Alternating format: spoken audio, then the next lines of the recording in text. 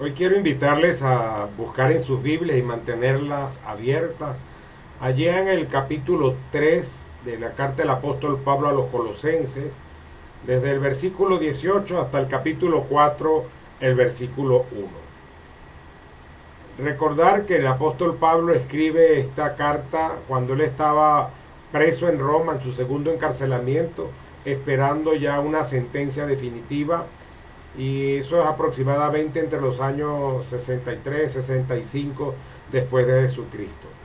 Él lo hace para pelear o para defender, mejor dicho, para enfrentar unas falsas doctrinas que estaban dentro de, que querían permear la iglesia cristiana en Colosa, movida tanto por el gnosticismo que estaba incipiente, que estaba en formación, y los judíos o judaizantes que querían hacer que aquellos que venían al evangelio y del mundo gentil practicaran como judíos las reglas y los ritos que tenían. Así que habían adoptado incluso unas normas ascetas en cuanto a la comida y con ciertas restricciones que ellos habían manejado. Este pasaje trata sobre las relaciones del cristiano. Esta sección ética de la carta se hace cada vez más práctica. En las relaciones del diario vivir, Pablo presenta dos grandes principios generales que vamos a ver en el transcurso de este estudio. El primero de esos principios es que la ética cristiana es una ética de obligación recíproca. No son obligaciones de una sola parte, sino ahora ambas partes tienen obligaciones. Tanto las leyes y costumbres de los judíos como de los griegos, ellos le brindaban todos los privilegios al marido, mientras que a la mujer le correspondían todos los deberes. Pero en el cristianismo, tanto hombres como mujeres, tenemos, a partir del cristianismo, una ética de obligaciones mutuas y recíprocas. De tanto el marido como la esposa tenemos deberes que cumplir. Todos los derechos y privilegios pertenecían al padre, mientras que los hijos no tenían ningún derecho, sino era solamente el deber de la obediencia y del cumplimiento. El esclavo no era considerado una persona, era considerado una cosa o un objeto, y no existía nada parecido a lo que pudiese ser un código de condiciones laborales o una ley del trabajo como podemos tener hoy en nuestros días. Todos los derechos le pertenecían al amo, mientras que al esclavo le correspondían solamente los deberes. Y tanto eran los derechos que tenía el amo sobre el esclavo, que él podía incluso disponer sobre su vida. El esclavo no podía casarse. Y si el esclavo tenía un hijo, el hijo era propiedad del amo, así como que si tuviese una vaca y la vaca tiene un becerro, el becerro es propiedad del amo.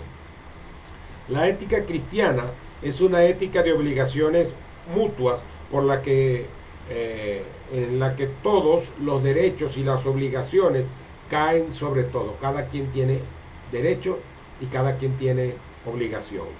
No es preguntar lo que otros deben hacer, sino preguntarnos en este caso, ¿qué debo hacer yo por los otros?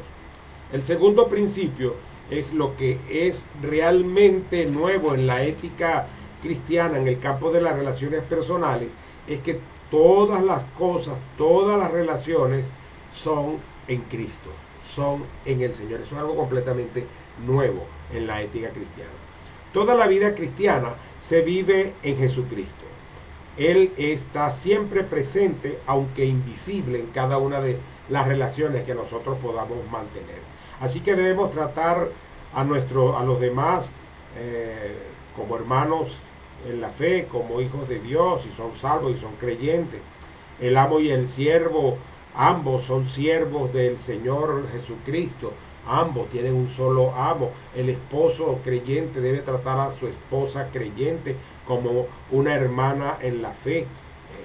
Bueno, lo nuevo en estas relaciones personales en el cristianismo es que Jesucristo está presente en cada una de estas relaciones como el factor que cambia, que transforma y que reconstruye vidas, reconstruye relaciones y reconstruye hogares, reconstruye la vida del ser humano.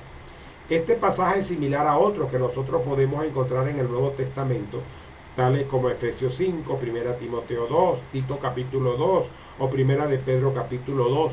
En ellos se regulan los modelos de conducta del creyente en diferentes ambientes o ámbitos. Este párrafo indica que la totalidad de la vida, tanto pensamientos como en conducta, ha de someterse a nuestro Señor Jesucristo. Si la vida está gobernada por Cristo, como ya lo hemos visto en los versículos 1 al 4 del capítulo 3, se manifestará tanto en el hogar como en el trabajo, como con las relaciones con los desconocidos en nuestro diario vivir. Entonces vamos a seccionar y vamos a trabajar la carta en dos grandes bloques. El primero de estos bloques son los deberes de la familia cristiana, y eso lo vamos a ubicar en el capítulo 3 desde los versículos 18 al 21, y comienza con las esposas a las cuales se les pide sujeción. Esta palabra para sujeción implica que es una sujeción o sometimiento voluntario, no impositivo. Es una decisión de la propia esposa decir, yo me sujeto, pero yo me sujeto porque yo estoy en Cristo.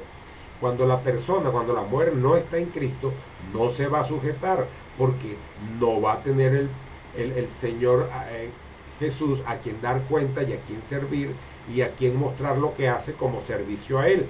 Así que es una sujeción voluntaria, y esto se convierte en un llamado a que la mujer honre al hombre, al esposo, respete al esposo. Y esto viene dado porque es el respeto, como quien dice, la necesidad esencial del hombre. El hombre busca llenar esa parte, que sea respetado. Así como la mujer es el amor, en el hombre es el respeto. Entonces es un llamado a que la mujer honre y respete al hombre, a que afirme el liderazgo del hombre en el hogar y ayude al esposo a ejercer su función en la familia. Y dice el pasaje, el versículo 18, como conviene. Así que es un deber como creyentes y como discípulos de Jesucristo, como conviene, porque esto incluso puede servir para que otras personas observen que la conducta de la mujer cristiana es totalmente diferente a la conducta de una mujer sin Cristo. Y esto puede ser llamativo e interesante para aquellos que no conocen al Señor, preguntar o decirse, yo quiero ser como esta otra persona. En Efesios 5:22 dice que las casadas estén sujetas a sus propios maridos como al Señor. En otras palabras, la sujeción al esposo es símbolo de la sujeción a Jesucristo.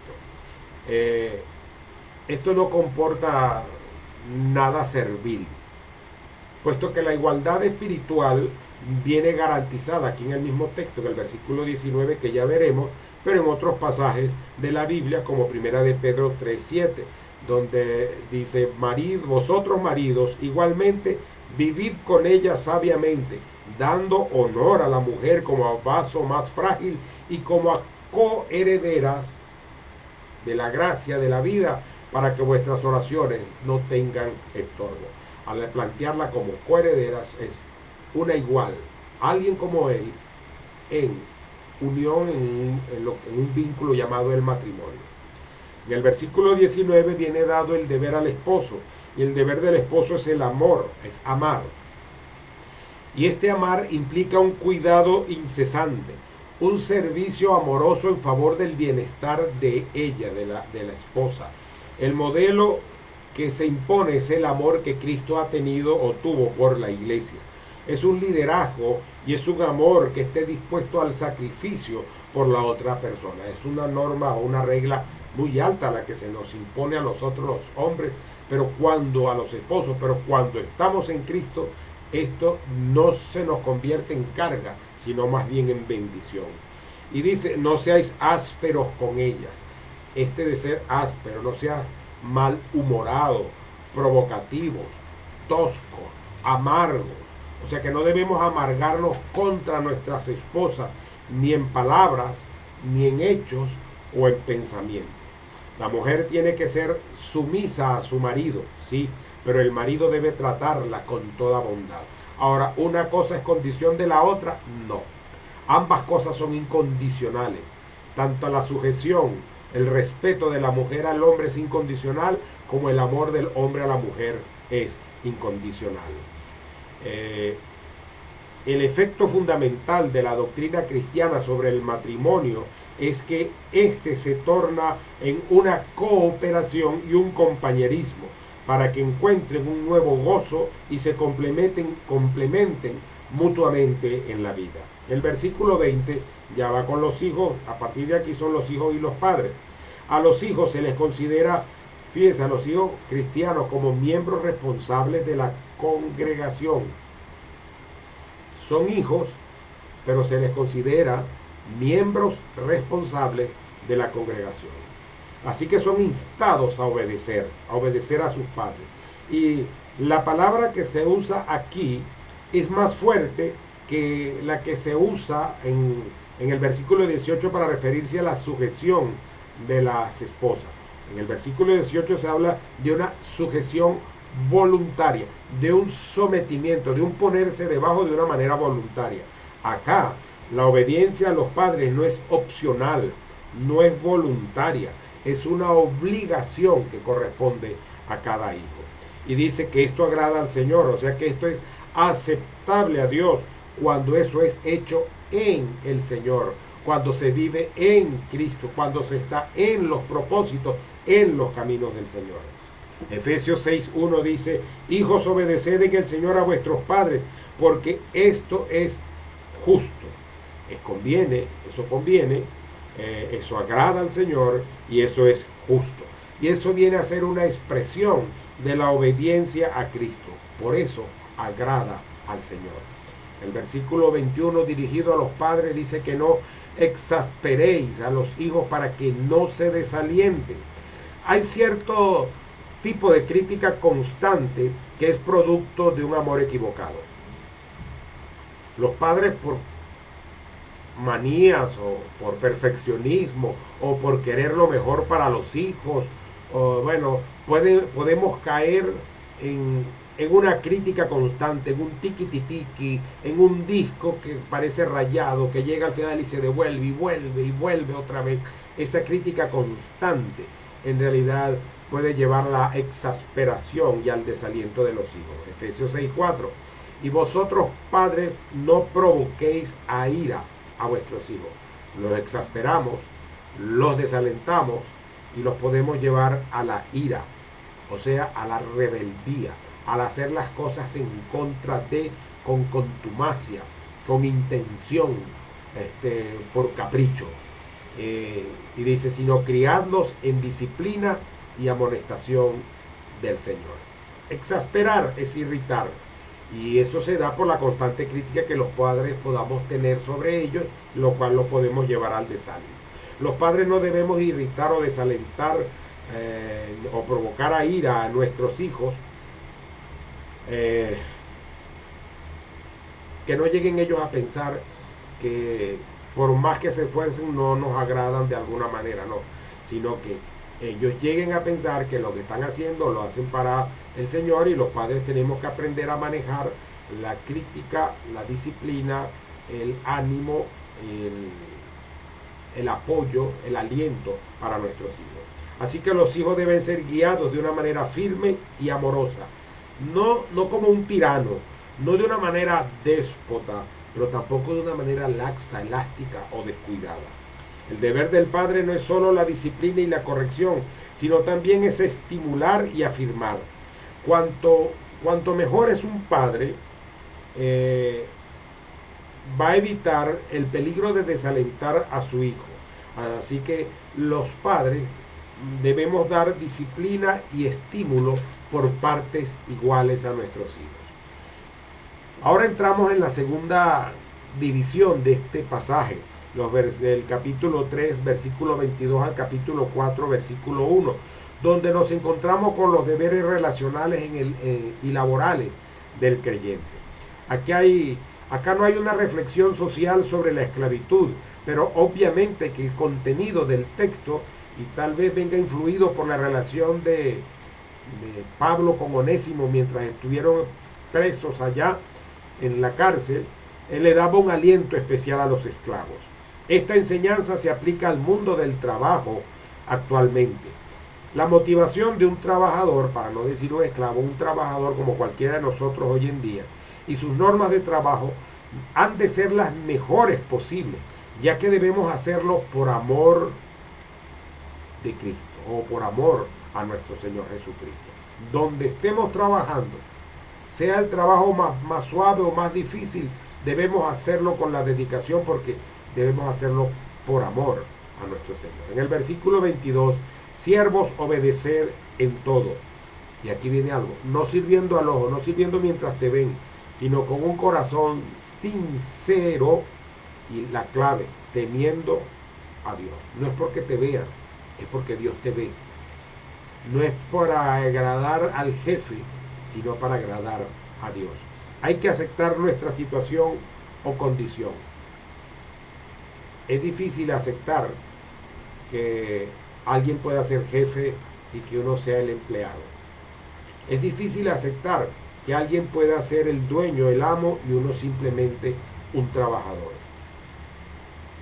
Uno de los errores en los que se puede incurrir actualmente es que le quites los medios de producción o la jefatura de los medios de producción a quienes históricamente han producido, porque tienen la capacidad para hacerlo, tienen el deseo, tienen la formación y tienen el instinto natural para ponerlo en manos de los que han sido trabajadores, porque ellos no han tenido la mentalidad del amo, la proactividad, la creatividad, la industriosidad, el pensamiento empresarial. Y al tú poner esas cosas en manos de quienes no laboran, que no tienen la mentalidad de la gerencia, pues simplemente eso viene a la quiebra, como podemos encontrar ejemplos inmensos en el mundo que nos rodea. Pero aquí es la cosa que nosotros debemos aprender a aceptar nuestra situación o condición. Esto no quiere decir que no tengamos aspiraciones, pero aspiraciones realistas. Bueno, yo no puedo, yo particularmente, decir, yo no puedo aspirar a ser un multimillonario, primero porque no he amasado fortuna nunca, segundo porque estoy acostumbrado a gastar, más no a invertir o a ahorrar, y los esfuerzos que uno hace pues son pocos en este sentido. Entonces es aprender a aceptar la condición en la que estamos y obedecer en todo a nuestro Dios. Así que el servicio debe ser hecho con sencillez de corazón, conscientemente y con motivos puros. Si tememos a Dios, no haremos nada malo cuando nadie nos ve. Porque una cosa es que si te estás viendo, te portas muy bien, pero cuando ya no te ven, entonces dejas todo a un lado, ¿no? Si nosotros podemos comportarnos a la altura, correctamente, honestamente, cuando nadie nos ve, esa es una evidencia de que nosotros sí tememos a Dios. El esclavo cristiano debía ser un trabajador consciente. El cristianismo debía ser a un esclavo mejor y más eficiente. Lo mismo debe hacerlo en el trabajador hoy. Voy a poner algo. Esto pareciera normal que aquellos que son contratistas, o sea, que reciben un trabajo para hacerlo, como no quisiera citar, pero eso es normal en talleres de latonería, de pintura, que reciben el dinero para reparar el carro D, pero con ese dinero del carro D van a reparar el carro A, porque cuando se recibió del carro A se lo comieron, y cosas así por el estilo. Entonces se recibe uno, se gasta, se espera que llegue otro para reparar el anterior, y entonces todo lo van posponiendo. Así que el cristianismo hace que el hombre sea capaz de trabajar duramente y lo capacita para enfrentar su situación como un hombre mejor. Ya en el cristianismo, ese mal hábito de agarrar el dinero de un contrato y consumirlo y esperar que me llegue otro para atender el primero, eso no es conducta correcta, eso no es conducta de un cristiano. Y si existiera alguno que así lo hiciera, está muy mal y hay que dudar de su verdadera conversión y de su vida cristiana. Así que el trabajador debe hacerlo todo como si fuera para Cristo. Todo es trabajo, debe hacerse para el Señor. Que si yo soy el oftalmólogo, yo voy a examinar como si estuviera examinando al Señor, por decirlo así. que si le voy a asignar esto es para hacerlo al Señor, que si yo soy manicurista, entonces el manicure lo voy a hacer como si yo lo estuviera haciendo para el Señor. Dice el versículo 23, y todo lo que hagáis, hacedlo de corazón como para el Señor y no para los hombres. De corazón, con alegre voluntad y no de necesidad servil. En los versículos 23 al 25, todo trabajo beneficioso debe estar motivado en su servicio a Cristo. A Cristo el Señor servís, dice el versículo 24. Debemos tener en mente la recompensa eterna de vida en el porvenir, guardada para nosotros, guardada por nuestro Señor Jesucristo y que se constituye en esperanza del cristiano. Dice, el Señor es la fuente final de la recompensa, dice el versículo 24, sabiendo que del Señor recibiréis la recompensa de la herencia. Todo patrón, todo jefe, todo amo debe recordar que él también tiene un amo, que él también tiene un Señor, lo reconozca o no, lo reconozca o no. Es responsable ante Dios, a quien va a tener que darle cuenta. La doctrina cristiana del trabajo es que tanto el patrón como el obrero, como el empleado, trabajan igualmente para Dios. Tanto el amo como el esclavo, tanto el jefe como el empleado, tanto el dueño como el obrero, trabajan ambos para Dios. Y el Señor es el que va a dar la recompensa o la paga de manera justa, según lo justo o injusto, lo bueno o lo malo que nosotros hayamos hecho. El capítulo 4, el versículo 1 dice, haciendo lo justo y recto con vuestros siervos. Cada uno debe cumplir sus obligaciones. Cada uno tiene obligaciones que cumplir y las debe hacer. Los trabajadores a veces se ponen en huelga y hay que entenderlos. Por ejemplo, yo entendería una huelga general de maestros y de médicos aún en medio de esta pandemia, porque lo que ganan es miserable. Yo podría entender que cualquier otra persona se ponga en huelga porque no gana lo necesario. Pero entonces viene la enseñanza para quienes son amos, jefes o empleados, que ellos también tienen que cumplir sus responsabilidades y atender las necesidades, las obligaciones que tienen y atender las necesidades reales de aquellos que están trabajando para ellos. Tampoco es cuestión de comparaciones, que si porque este es maestro o este es médico uno va a ganar más que el otro, o porque aquel es obrero, o porque este está calificado para esto va a ganar más que yo, que puedo tener el posgrado, el PhD, el yo no sé qué, porque hay personas que dicen, ¿y por qué esta persona va a ganar más que yo? Pero si tienen patronos diferentes, cada patrón va a tratar de manera diferente a su empleado. Aquí la cuestión no es el patrón diferente, sino que tanto patrono como empleado debemos entender que servimos al Señor, que debemos tratar haciéndolo todo de una manera correcta y que debemos cumplir las obligaciones que nosotros tenemos.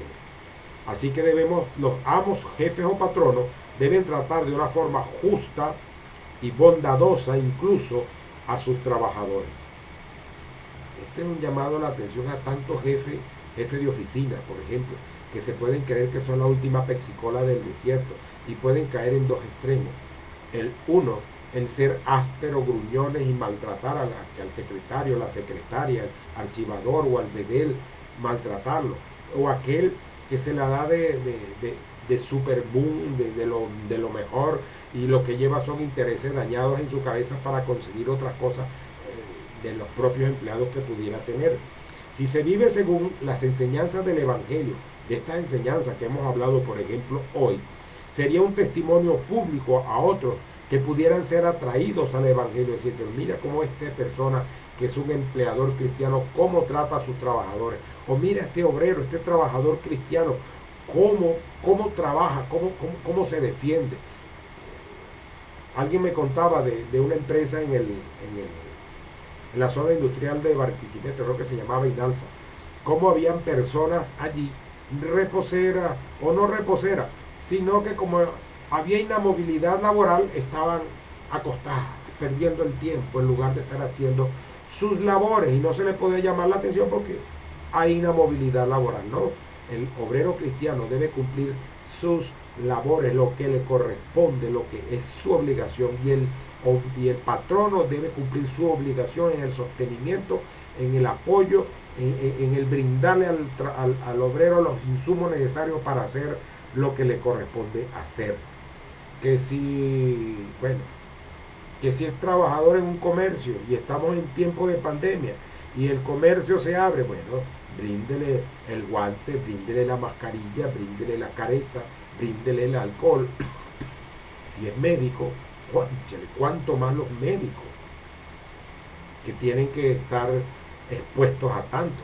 Pero bueno, si lo que sea que desempeñemos, que hayan las condiciones necesarias, y eso lo debe proveer precisamente el patrono. Y hoy, pues hemos hablado acerca de relaciones, y los hemos dividido en dos grupos: las relaciones en el hogar, esposo, esposa, padres, hijos, y las relaciones laborales de siervo y amo, de trabajador y empleador.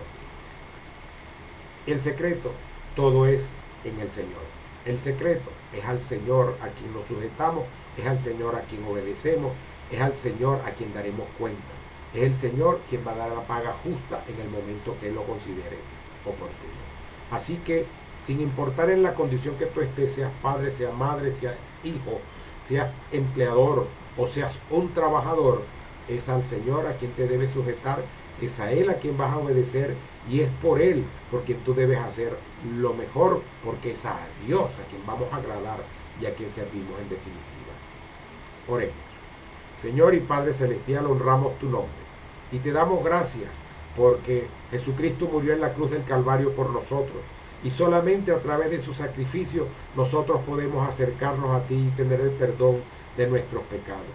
Así que, Señor, ahora pedimos por cada una de las personas que están pendientes, viendo o han visto este servicio, para que trabajes con ellos y tu palabra se anide en sus corazones, para que cambien la perspectiva de a quién se sujetan, cómo se sujetan, a quién aman, cómo aman, a quién sirven, a quién obedecen, a quién tienen bajo ellos, para que entienda que todos estamos bajo ti, bajo tu protección, que todos te servimos, que tú eres nuestro Señor, y lo hacemos es por ti, por tu gracia, por tu amor y por lo que tú eres. Glorifícate pues, Señor, en nuestras vidas. En Cristo Jesús te lo pedimos y damos gracias. Amén y amén. El Señor nos bendiga. Hasta la próxima oportunidad.